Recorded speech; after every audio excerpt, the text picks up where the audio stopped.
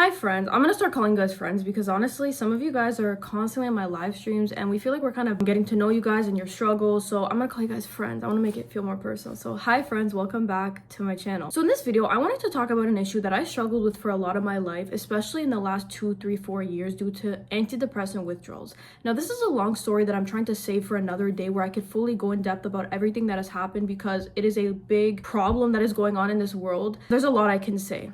There's like a overprescribing these types of things epidemic. The withdrawals disrupted so many years of my life. Some of you guys, you have noticed that there has been a change over time with me, and that was one of the big reasons. During this, I was suffering from a lot of anxiety and panic attacks over everything. I had to stop going to school. I couldn't work, couldn't eat. I lost so much weight. So when some people come on my live stream just to troll and they're like, "Oh, you look like you gained more weight," I'm like, that was the point, you know? I was suffering a lot. I'm from a family of more anxious people, more on alert, and I think my nervous system is a little more hyper aware. But I wanted to talk in this video of some tips that have massively helped me. Now, I don't think anxiety is something that just goes away. I think it's something you have to manage. So in this video, I'm going to just tell you guys how I've managed it and what helps me. I'm not an expert, but a lot of things I'm going to tell you have been backed up by research and science for those of you guys that love science-based things. So let's just get on with this video. Number 1, be present.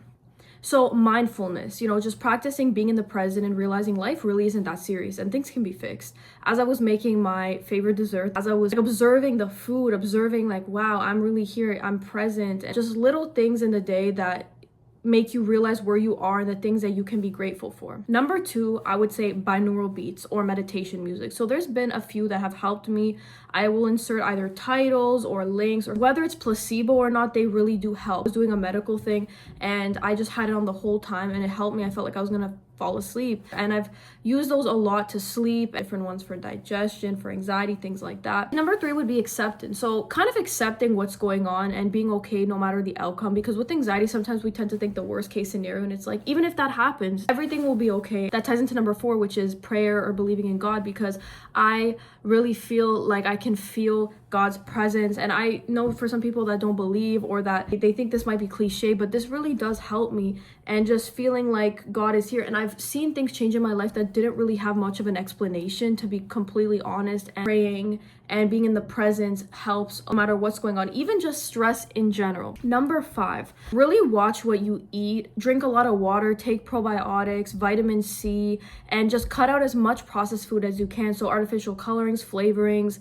and other inflammatory foods. I know that this is easier said than done. In fact, all of these are easier said than done, but I know you guys can do it. In the long run, you will see a difference. Drink lots of water, sleep, fresh air, exercise, all of that. And actually make sure you're eating enough, because I feel like because I wasn't eating enough, that's also what caused it as well, because it could throw off your hormones and throw things off. So you have to also eat enough, track what you're eating. I've used my Net Diary. There's, I think, my Fitness Pal. There's different websites and apps you can use that are free. I really like this as well, but at the beginning you'll pee more. Like, make sure you also have electrolytes. The next one is avoid smoking, drugs, alcohol. I'll be honest, I've never smoked or done drugs, so I don't really know how it is. From people's experiences, a lot of the times it actually makes it worse, especially withdrawals and coming off it. So stay clear of smoking, drugs, alcohol, and find other alternatives. Next thing is try to limit your contact with people. Some people, they want to be out there and very social. That works for you, that works for you. But for me, I'm somebody that realized over time a big factor in my stress and being overwhelmed and drained and all this stuff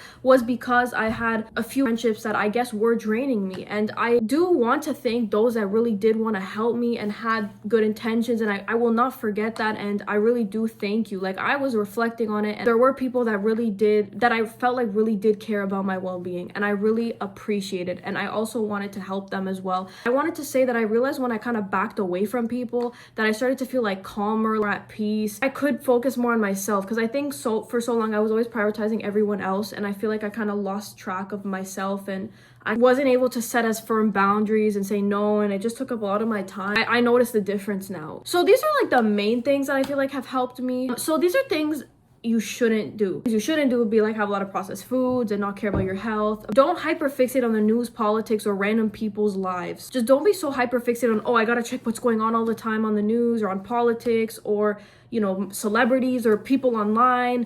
Just be present in your own life and realize a lot of things out there are exaggerated or are fear-mongering tactics, guys. The next thing I would say don't do is don't stay in situations that are very anxiety-inducing. So like if you have people in your life that are in person or online that are very demanding, like they demand your time, they spam you, they don't leave you alone, spamming your phone, maybe they're showing up at your house or something's going on, just cut contact, limit contact, put distance. We're gonna get drained because other people can't control themselves and can't manage. They don't have consideration for other people. With anxiety too, they say not to fight it. So try not to fight it like, oh my gosh, I'm getting a panic attack, like I have to make this stop now. Just let the feelings flow through. So try not to like resist it too much. Like let it flow. It'll pass. Think of it like someone passing by. It'll flow and go away. Don't hold yourself back, you know, just take the risk. Avoid unhealthy foods, avoid unhealthy people. Like you gotta be as stoic as you can, but also it's okay to feel and it's okay to have these emotions. Thank you guys so much for watching. I really hope this video helped. I wanted to keep it nice and short. Let me know your best anxiety or stress tips down below. I will see you guys soon. Bye guys.